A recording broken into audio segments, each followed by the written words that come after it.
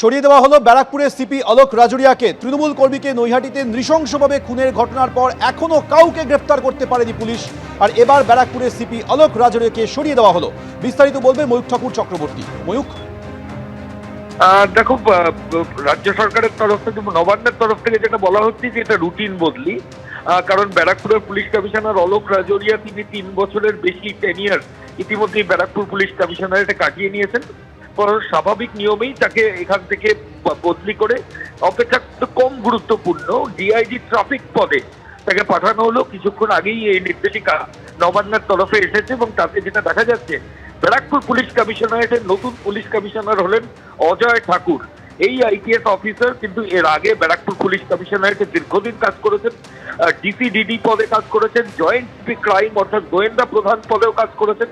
এবার সেই অজয় ঠাকুরকেই ব্যারাকপুরের নতুন পুলিশ কমিশনার করলো নবান্ন, এবং অলোক রাজোরিয়া যিনি ব্যারাকপুরের পুলিশ কমিশনার ছিলেন তাকে সেখান থেকে রিমুভ করে তাকে পাঠানো হলো অপেক্ষাকৃত কম গুরুত্বপূর্ণ ডিআইজি ট্রাফিক পদে। ধন্যবাদ ময়ূখ। সরিয়ে দেওয়া হলো ব্যারাকপুরের সিপি অলোক রাজোরিয়াকে। প্রকাশ্যে নৃশংসভাবে একেবারে পাথর দিয়ে থেতলে তৃণমূল কর্মীকে খুনের ঘটনা ঘটে আপনারা জানেন নৈহাটিতে। এখনো পর্যন্ত গ্রেফতারি শূন্য। অলোক রাজোরিয়াকে পাঠানো হয়েছে কম গুরুত্বের ডিআইজি ট্রাফিক পদে, আর ব্যারাকপুরের নতুন পুলিশ কমিশনার হলেন অজয় ঠাকুর। মেরেছে তো বিজেপি, যে মেরেছে সে হচ্ছে অর্জুন সিংয়ের পোষা গুন্ডা। সে অর্জুন সিংয়ের পোষা গুন্ডা, তার জনরস তৈরি হয়েছে। সে বিজেপি হতে পারে, যাই এসব বিজেপি করে, তাই বিজেপির বাড়ি ভেঙেছে। বিজেপির বাড়ি, মস্তানের বাড়ি ভেঙেছে, ক্রিমিনালের বাড়ি ভেঙেছে। ক্রিমিনালের বাড়ি, যারা এই ঘটনায় জড়িত তাদের বাড়িতে একটা জনবিস্ফোরণ তৈরি হয়েছে, জনরোষ তৈরি হয়েছে।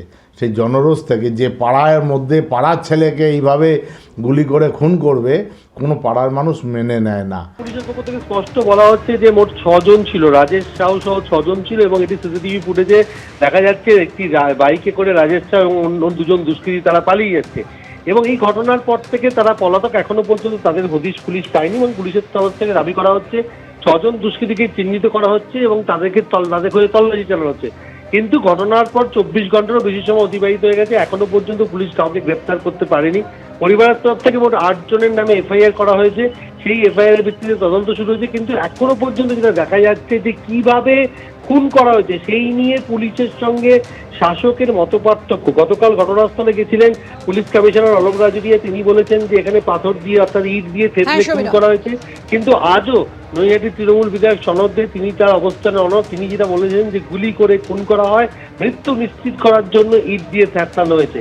যদি এখনো পর্যন্ত রাজেশ সাউ সহ যে 6 জন দুষ্কৃতী তাদের কোনো হদিশ পুলিশ একেবারেই সমিনা, অর্থাৎ 24 ঘন্টার বেশি সময় হয়ে গেছে, কিন্তু এখনো পর্যন্ত আততায়ীদের গ্রেপ্তারি করতে পারলো না পুলিশ। এদিকে তৃণমূল বিধায়ক সনদ দে তিনি সরাসরি অভিযোগ করছেন অর্জুন সিং এর দিকে, বলছেন যে অর্জুন সিং এর পোষা গুন্ডারাই খুন করেছে সন্তোষ যাদবকে। অর্জুন সিং তিনি কি দাবি করছেন? পুরো নৈহাটিটাকে ক্রিমিনালদের হাব করে দিয়েছে। পার্থভূমিকে বাড়ির পাশে অজয় প্রসাদকে পিটিয়ে মেরে দিল, ওখানে আবার একটা ট্রেন্ড চলেছে পিটিয়ে মেরে দেওয়া। এর উপরে তো পুলিশের উপরে তো প্রশ্ন উঠছেই। কালকে যদি 2 দিন আগে যে এফআইআর হয়েছিল বা জিডি পড়েছিল, যদি আসামিগুলোকে ধরে রাখতো, আমি বলছি বোথ পার্টিকেই ধরতো। যদি তর্কে খাতির ধরে নি কি এও মেরেছে ও মেরেছে, তার বোথ পার্টিকে ধরে নিত, জেলে যেত, 10-15 দিন থাকতো, তাহলে এই ঘটনাটা তো হতো না রে বাবা।